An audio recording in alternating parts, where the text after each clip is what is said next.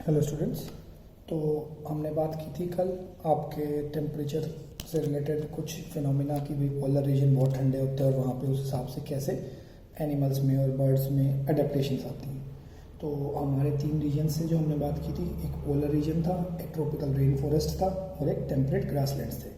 तो जो second reason है आज हम उसकी बात करते हैं। तो आपको याद होगा मैंने आपको डायग्राम बना के दिखाया था अर्थ का कुछ ऐसा, जिसमें सेंटर लाइन जो है आपकी वो इक्वेटर है।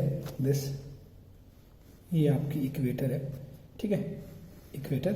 इससे और ऊपर 22.5 डिग्रीज तक ट्रॉपिक ऑफ कैंसर यहाँ पे, और इससे नीचे 22.5 डिग्री पे ट्रॉपिक ऑफ कैप्रिकॉर्न। तो बीच का जो रीजन बचा वो टेम्परेट ग्रासलैंड्स, सॉरी जो इसके बीच का बचा वो रेन फॉरेस्ट, और इससे ऊपर नॉर्थ पोल और साउथ पोल के बीच में जो रीजन बच गया वो किस चीज़ का हो गया आपका, टेम्परेट ग्रासलैंड्स का। तो अभी हम बात करते हैं सबसे पहले ट्रॉपिकल रेन फॉरेस्ट, यानी जो आपका इक्वेटर के नज़दीक का एरिया है उसका। पहले हमने बात की थी पोल्स वाले एरिया की, ठीक है। तो इस एरिया में क्या है, सबसे पहले ट्रॉपिकल रेन फॉरेस्ट होता क्या है। ट्रॉपिकल जैसे नाम पता चल रहा है, रेन फॉरेस्ट, जहाँ रेन बहुत ज़्यादा होती है, ठीक है। रेन इसीलिए ज़्यादा होती है क्योंकि इक्वेटर के ऊपर आपकी सनलाइट सबसे ज़्यादा गिरती है, स्ट्रेट गिरती है। तो जहाँ गर्मी ज़्यादा होगी वहाँ, हमने बात की थी ना कल क्लाउड्स कैसे बनते हैं, तो क्लाउड की फॉर्मेशन भी ज़्यादा होगी क्योंकि हवा ज़्यादा हीट होगी, वो ऊपर राइज करेगी, फिर कंडेंस हो जाएगी।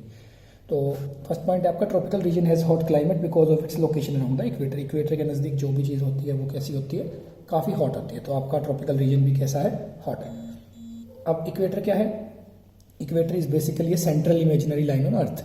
इक्वेटर को हमने एक इमेजिनरी लाइन मान लिया है जो अर्थ को बीचों बीच 2 हिस्सों में काटती है, ठीक है। मतलब एक आपके पास स्फेरिकल बॉल है अर्थ, उसको जब आप मान लो स्फीयर ऐसे उसको ऐसे ओपन कर दो हाफ हाफ, तो बीच से जो हिस्सा है वो उसको बोला इक्वेटर की, वो उसको बीच में 2 हिस्सों में इक्वल में काटती है। जो आपका ये रेन फॉरेस्ट है उसमें टेम्परेचर जो विंटर्स में है वो 15 डिग्री के ऊपर जाता है, ठीक है, और समर्स में वो 40 डिग्री तक जा सकता है, ठीक है। अब देखो मतलब टेम्परेचर 15 डिग्री से ऊपर विंटर्स में, सर्दियों में भी 15 से ऊपर ही रहता है, 15 के नीचे नहीं आता है। इसका मतलब हीट ही हुआ ना काफ़ी, कि ठंड में भी 15 डिग्री और गर्मियों में तो 40 से ऊपर जाएगा ही जाएगा। तो काफ़ी हॉट क्लाइमेट है। लेकिन जितना ज़्यादा हॉट एंड ह्यूमिड क्लाइमेट होता है उतना ज़्यादा वेजिटेशन अच्छी होती है। आप खुद देखना, हम बोलते हैं ना कि जब बारिश अच्छी हो जाए तो ग्रीनरी बहुत अच्छी लगती है। एक रीज़न तो ये कि पेड़ वेड़ धुल जाते हैं, बट दूसरा रीज़न ये कि उसके बाद जो है पानी मिल जाता है नेचुरली आपके सबको, तो वो ब्लूम अच्छा करते हैं, ठीक है। फ्लावर्स वगैरह भी अच्छे से खिलते हैं, सारी चीज़ें बेटर होती है मानसून के बाद। तो वही रीज़न, जब पानी जहाँ पे अच्छा है, ह्यूमिडिटी जहाँ पे अच्छी है और हॉट क्लाइमेट है, वहाँ पे फ्लोरा एंड फोना दोनों चीज़ें अच्छे से बनती हैं। तो फ्लोरा और फोना 2 वर्ड होते हैं। फ्लोरा होते हैं फ्लावर्स, वेजिटेबल्स यानी प्लांट्स की वेजिटेशन, और फोना होती है ऐसे ही एनिमल्स। जैसे मान लो एक एरिया में कुछ एनिमल्स, वो फोना, और जो वहाँ पे प्लांट्स एंड वेजिटेबल्स ये सब होंगे वो आपके फ्लोरा। तो फ्लोरा फ्लावर से बनता है, फोना फ्लावर, इकट्ठे वर्ड आते हैं फ्लोरा एंड फोना। तो the climatic conditions in rain forest are suitable for supporting flora and fauna. मैंने आपको लिख भी दिया, फ्लोरा का मतलब क्या, फोना का मतलब क्या, वो सूट करता है। तो वहाँ पर बहुत अच्छे से ग्रो करते हैं, ठीक है। देन नेक्स्ट पॉइंट है आपका, these areas get maximum rainfall through out the year. पूरे साल सबसे ज़्यादा रेनफॉल इन एरियाज में मिलती है। और एग्जाम्पल क्या है, अमेजन रेन फॉरेस्ट है ना। 2 रिवर्स के नाम सुने होंगे आपने, एक अमेजोन रिवर, एक नाइल रिवर। एक को सबसे लंबी रिवर बोलते हैं, एक को सबसे बड़ी रिवर बोलते हैं, ठीक है। नाइल लॉन्गेस्ट रिवर है, अमेजन सबसे बड़ी लार्जेस्ट रिवर है। लार्जेस्ट इन द सेंस कि लेंथ तो इसकी नाइल से थोड़ी सी कम है, बट इसके अंदर वाटर की कैपेसिटी जो है वो नाइल से ज़्यादा है, ज़्यादा पानी कंटेन करती है।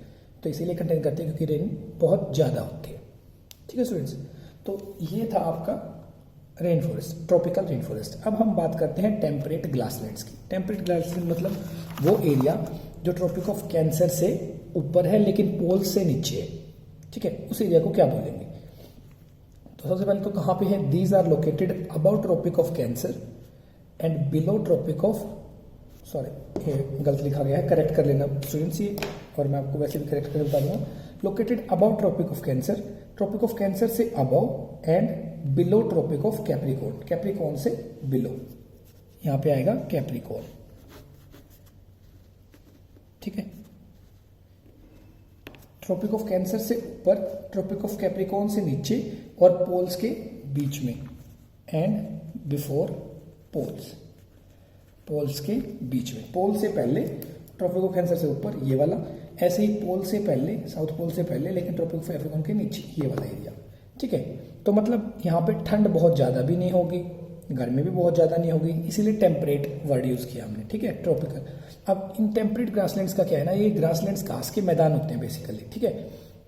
इनका हर कंट्री वाइज एक अलग अलग नाम दिया गया है कि भाई इस कंट्री में है या इस कॉन्टिनेंट में है, इनके ग्रासलैंड्स को हम ये बोलते हैं, इनको यहाँ पे ये बोलते हैं, ठीक है। तो जैसे साउथ अमेरिका और अर्जेंटीना मेनली कंट्री होती है जिसका नाम है ब्राज़ील और अर्जेंटीना के आसपास।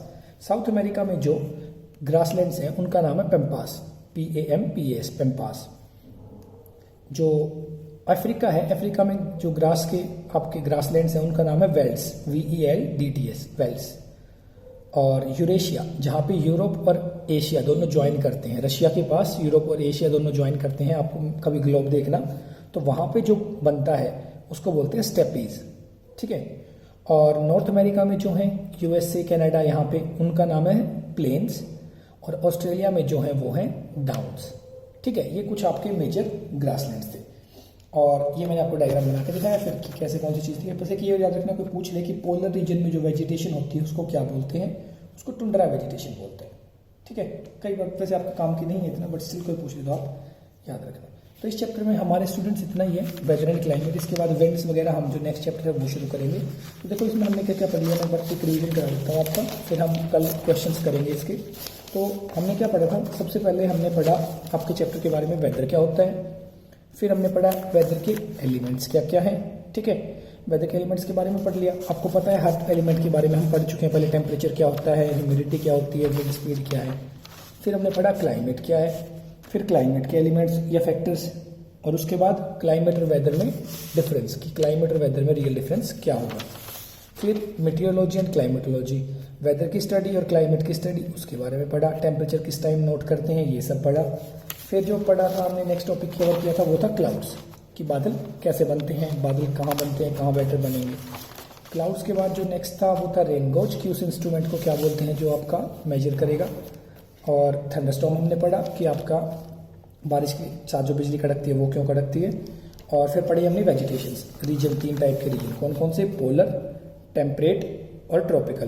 पोलर में हमने एक और चीज़ एक्स्ट्रा क्या पढ़ी कि एनिमल अडेप्टेशन क्या क्या करते हैं, कौन कौन से एनिमल की बात की थी हमने, पोलर बेयर, पेंगुइन और माइग्रेटरी बर्ड। और आज हमने ट्रॉपिकल रेन फॉरेस्ट और टेम्परेट ग्रासलैंड कर लिए। और देखो जो ये डायग्राम है ये आपको अच्छा सा सर्कल ड्रॉ करके, आप कंपास से करो या किसी गोल बैंगल वगैरह मम्मी का लेके कुछ भी ऐसे इसी चीज़ से करो, अच्छे से सर्कल ड्रॉ करो। और ये डायग्राम आपको अच्छे से बनाना है, इक्वेटर और ये सारी चीज़ें मेंशन करके, ठीक है।